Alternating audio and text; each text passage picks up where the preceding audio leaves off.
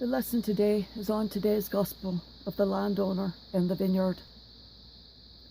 There are many interpretations of the parable of the landowner and the vineyard, but the one that I have found that rings true with me is that Christ is the landowner, and those that respond to his call are the workers. The reward is the kingdom of heaven. Is that the same regardless if you were among the first called and were toiling in the sun all these years, or toiling with the sun?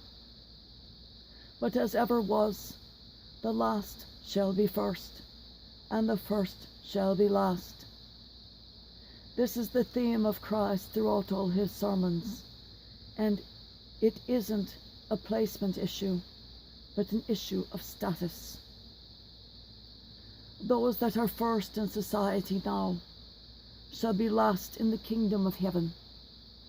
For those that are last now, those that the rich don't deign to notice, those that the wealthy even pay to keep away from the temple so that they don't have to see them while they worship.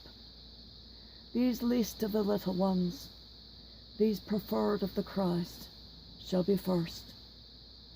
The poor, the disabled, the indigent, the unhealthy, those that sleep rough or are not able to eat, those that the others declared undesirable or not worthy of having the basic human rights, such as health care, housing, the right to have the basic needs met, like access to refugee status. These are first for Christ.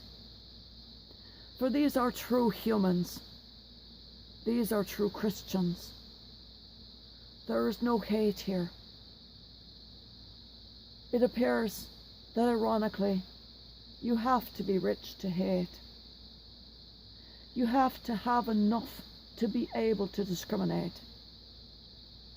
You have to have enough to say, we don't take your kind here. You have to be able to say no. And to do that, you have to be rich. If you can say, we don't take your kind of donations here, you're bloody too rich to be receiving gifts, for only the rich can hate.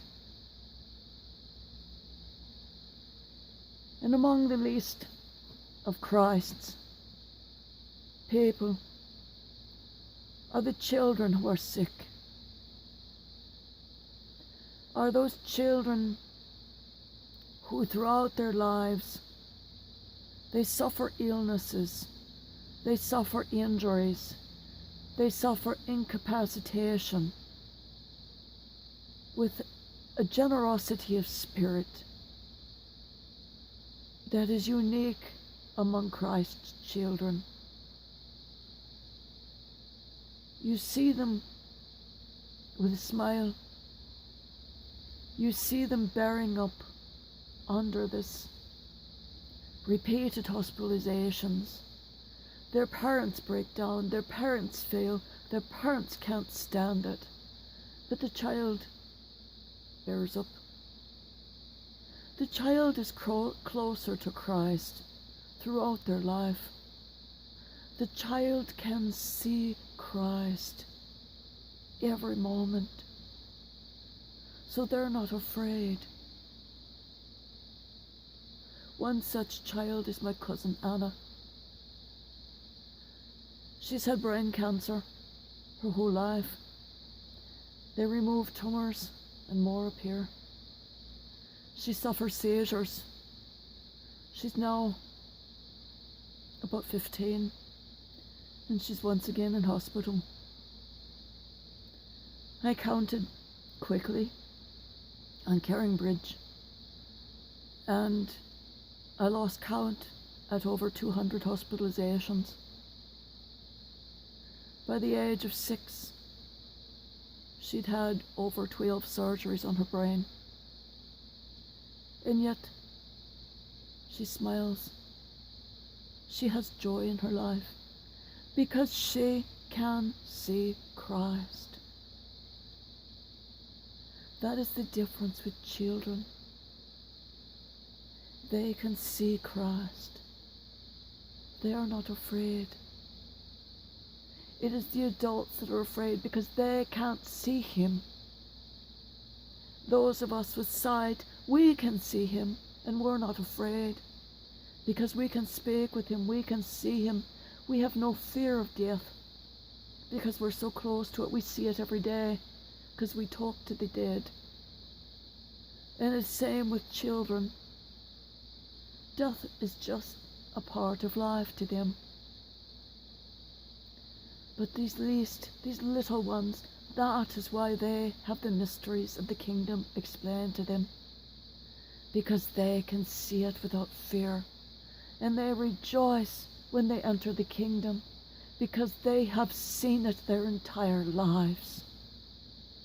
So if you have one of these little ones in your life, do not diminish their joy of life with your pain, with your fear. Rejoice with them. Rejoice because they can see Christ every single day. So celebrate with them their life every day. Do not fear for them. That is your fear, not theirs. Live with them. Live with them. Celebrate life. Do not fear. Do not fear, for they are with you now. And when their time passes, they rejoice, for they are with the one they love. For they love Christ just as much as they love you. There's no differentiation for them. You, their parents, and Christ are exactly the same to them. For the least of these little ones are first of Christ chosen, always, whether they be the little ones or the adults who work in service. Service and love. That is the way to heaven. Because the little ones are just pure bundles of love. And the adults are the service. Blessed be the little ones.